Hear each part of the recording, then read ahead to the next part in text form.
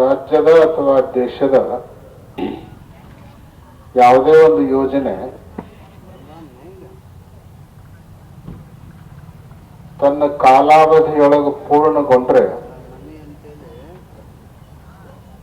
ಅತ್ಯಂತ ಕಡಿಮೆ ವೆಚ್ಚದಲ್ಲಿ ಆ ಯೋಜನೆಯನ್ನ ಸಂಪನ್ನಗೊಳಿಸಬಹುದು. ವಿಳಂಬ ನೀತಿಯನ್ನ ಅನುಸರಿಸಿ ನಾಳೆ ನೋಡಿದ್ರಾಯ್ತು, ನಾಡಿದ್ದು ನೋಡಿದ್ರಾಯ್ತು, ರೊಕ್ಕ ಉಳ್ದಾಗ ಮಾಡಿದ್ರಾಯ್ತು ಅಂತ ಹೇಳಿ ಅನ್ಕೋತ ಹೋದ್ವಿ ಅಂದ್ರೆ ಕೆಲಸನೂ ಅಚ್ಚುಕಟ್ಟಾಗಂಗಿಲ್ಲ, ವೆಚ್ಚನೂ ಬಹಳ ಆಗ್ತದ. ಆಮೇಲೆ ಅದರಿಂದ ಬಾಧಿತರಾದವರ ನೋವು ಕೂಡ ಹೆಚ್ಚಾಕೋತ ಹೋಗ್ತದೆ. ಬಹುತೇಕ ಕೃಷ್ಣಾ ಮೇಲ್ದಂಡೆ ಯೋಜನೆ, ಏನೋ ಆಲ್ಮಟ್ಟಿ ಡ್ಯಾಮಿನ ಯೋಜನೆ ಇದೆ, ಇದೆಲ್ಲದಕ್ಕೂ ಒಂದು ಪ್ರತ್ಯಕ್ಷ ನಿದರ್ಶನ ಅಂದ್ರೆ ಇದೇ ಯೋಜನೆ ಅಂತ ಹೇಳಬಹುದು. 1963ರಲ್ಲಿ ಕೇವಲ 500 ಚಿಲ್ಲರೆ ಕೋಟಿ ಬಜೆಟ್ನಲ್ಲಿ ಪೂರ್ಣಗೊಳ್ಳಬೇಕಾಗಿರುವಂತಹ ಆಲ್ಮಟ್ಟಿ ಯೋಜನೆ ಇವತ್ತು ವಿಳಂಬ ನೀತಿಗೆ ಬಲಿಯಾಗಿ ಪರಿಸ್ಥಿತಿ ಎಲ್ಲಿಗೆ ಬಂದಿದೆ ಅಂತ ಕೇಳಿದ್ರೆ ಲಕ್ಷಾಂತರ ಕೋಟಿ ರೂಪಾಯಿಗಳನ್ನು ಖರ್ಚು ಮಾಡಿದ್ರು ಈ ಯೋಜನೆ ಪೂರ್ಣಗೊಳ್ಳದ ಹಂತವನ್ನು ತಲುಪಿದೆ. ಅದಕ್ಕೆ ಕಾರಣ ನಮ್ಮ ಸರ್ಕಾರಗಳ ನಿರ್ಲಕ್ಷ್ಯ, ಅಲಕ್ಷ್ಯ ಮತ್ತು ವಿಳಂಬ ನೀತಿ. ಪಕ್ಷ ಈ ಪಕ್ಷ ಅಂತೇನು ನಾವು ಹೇಳಂಗಿಲ್ಲ. ಮತ್ತೆ ಯಾವುದೇ ಪಕ್ಷದ ಸರ್ಕಾರ ಇದ್ರೂ ಕೂಡ ಈ ಕಡೆ ಅಲಕ್ಷ್ಯ ಮಾಡಿದ ಪರಿಣಾಮವೇ ಇವತ್ತು ಈ ಹೋರಾಟದ ಹಂತವನ್ನು ನಾವು ನೋಡಬೇಕಾಗಿ ಬಂದಿದೆ. ಬಹಳಷ್ಟು ನೋವಿನಿಂದ ಹೇಳಬೇಕಾಗಿರುವಂತಹ ಸಂಗತಿ ಏನು ಅಂದ್ರೆ, ಬಹುತೇಕ ಎಲ್ಲ ಸರ್ಕಾರಗಳು ದಕ್ಷಿಣ ಕರ್ನಾಟಕಕ್ಕೆ ಕೊಡುವಷ್ಟು ಒಲವನ್ನ, ಆದ್ಯತೆಯನ್ನ ಉತ್ತರ ಕರ್ನಾಟಕಕ್ಕೆ ಕೊಡ್ತಾ ಇಲ್ಲ. ಉತ್ತರ ಕರ್ನಾಟಕವನ್ನ ನಿರ್ಲಕ್ಷ್ಯ ಮಾಡ್ತಾ ಇದ್ದಾರೆ ಅನ್ನುವಂತ ಕೂಗು ಕೂಡ ಮಧ್ಯ ಮಧ್ಯದಲ್ಲಿ ಕೇಳಿ ಬರ್ತಾ ಇದೆ. ಸರ್ಕಾರದ ಈ ನಿಲುವು ಸರಿಯಲ್ಲ. ಯಾವುದೇ ಭಾಗ ಇರಲಿ, ಯಾವುದೇ ಜಿಲ್ಲೆ ಇರಲಿ, ಬಂದಿರುವಂತಹ ಆದಾಯ ಸಮಸಮನಾಗಿ ಹಂಚಿಕೆ ಆಗಬೇಕು, ಎಲ್ಲರಿಗೂ ಸರಿಯಾದ ನ್ಯಾಯ ದೊರೆಯಬೇಕು. ಅಂತೇನೆ ಮೇಲಿಂದ ಮೇಲೆ ನಮ್ಮ ಸಂಕೇಶ್ವರದ ಒಬ್ಬರು ಸಾಹುಕಾರರು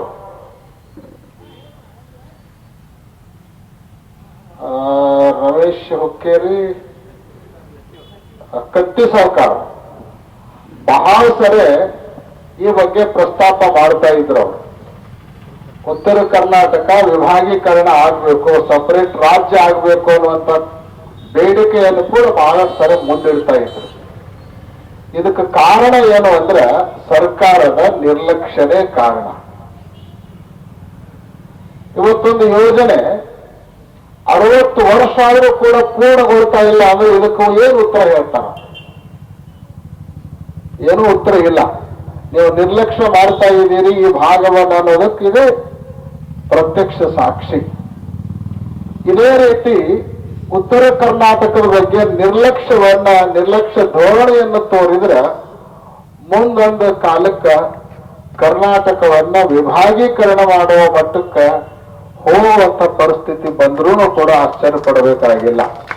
ಕರ್ನಾಟಕ ಸಮಗ್ರವಾಗಿ ಒಂದಾಗಿ ಉಳಿಬೇಕು, ಗಟ್ಟಿಯಾಗಿರಬೇಕು, ಎಲ್ಲರೂ ಒಗ್ಗಟ್ಟಾಗಿರಬೇಕು, ಬಲಿಷ್ಠವಾಗಿರಬೇಕು ಅಂದ್ರೆ ಉತ್ತರ ಕರ್ನಾಟಕದ ನಿರ್ಲಕ್ಷ್ಯ ಧೋರಣೆಯನ್ನು ಕೈಬಿಟ್ಟು ಇದಕ್ಕೂ ಕೂಡ ದಕ್ಷಿಣ ಕರ್ನಾಟಕದಷ್ಟೇ ಹೆಚ್ಚಿನ ಒಲವನ್ನ, ಆದ್ಯತೆಯನ್ನ ಎಲ್ಲ ಸರ್ಕಾರಗಳು ಕೊಡಬೇಕು ಅನ್ನುವಂತಹ ಗಟ್ಟಿಯಾದ ವಿಚಾರವನ್ನ ನಾವು ಈ ವೇದಿಕೆಯ ಮೂಲಕ ಹೇಳಲಿಕ್ಕೆ ಬಯಸ್ತೀವಿ.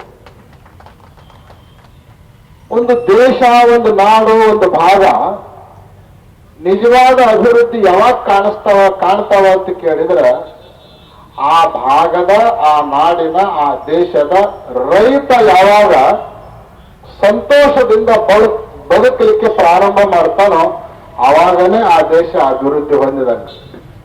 ನಾವು ಬರೀ ಹೇಳ್ತೀವಿ ದೇಶದ ಬೆನ್ನೆಲುಬು ರೈತ, ದೇಶದ ಬೆನ್ನೆಲುಬು ಒಕ್ಕಲ್ತನ, ದೇಶದ ಬೆನ್ನೆಲುಬು ಒಕ್ಕಲಿಗ ಅಂತ ಬಾಯಾಗಿ ಹೇಳ್ತೀವಿ. ಆದ್ರೆ ರೈತನ ಸಲುವಾಗಿ ನಾವು ಏನ್ ಮಾಡ್ತೀವಿ?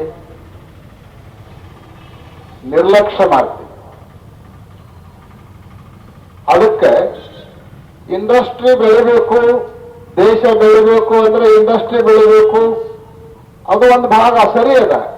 ಆದ್ರೆ ನಾವು ಒಕ್ಕಲಿತನವನ್ನ, ರೈತಾಪಿ ಜನರನ್ನ ನಿರ್ಲಕ್ಷ್ಯ ಮಾಡಿದೀವಿ ಅಂದ್ರೆ ಬರೀ ಇಂಡಸ್ಟ್ರಿಯಿಂದ ಹೊಟ್ಟೆ ತುಂಬಂಗಿಲ್ಲ. ರೈತರು ಕಷ್ಟಪಟ್ಟನ ದೇಶದ ಜನರು ಹೊಟ್ಟೆ ತುಂಬೋದ. ಅದಕ್ಕಾಗಿ ರೈತರ ಸಂತೋಷವೇ ನಿಜವಾಗಿರುವಂತ ದೇಶದ ಅಭಿವೃದ್ಧಿ ಅನ್ನುವಂಥದ್ದನ್ನ ಪ್ರತಿಯೊಬ್ಬರು ಕೂಡ ಅರ್ಥ ಮಾಡ್ಕೋಬೇಕು. ಅದಕ್ಕೆ ಆ ರೈತರಿಗೆ ಏನು ನೋವಾಗ್ತಾ ಇದೆ, ತೊಂದರೆ ಆಗ್ತಾ ಇದೆ, ಅದನ್ನ ಸರಿಪಡಿಸುವ ನಿಟ್ಟಿನಲ್ಲಿ ಸರ್ಕಾರ ತಕ್ಷಣವೇ ಕ್ರಮ ಕೈಗೊಳ್ಳಬೇಕು ಅನ್ನುವಂತಹ ಆಗ್ರಹವನ್ನ ನಾವಾದರೂ ಕೂಡ ಈ ಹೋರಾಟ ಸಮಿತಿಯವರ ಜೊತೆಗೆ ಧ್ವನಿಗೂಡಿಸಿ ಸರ್ಕಾರಕ್ಕೆ ಹೇಳಲಿಕ್ಕೆ ಬಯಸ್ತೀವಿ.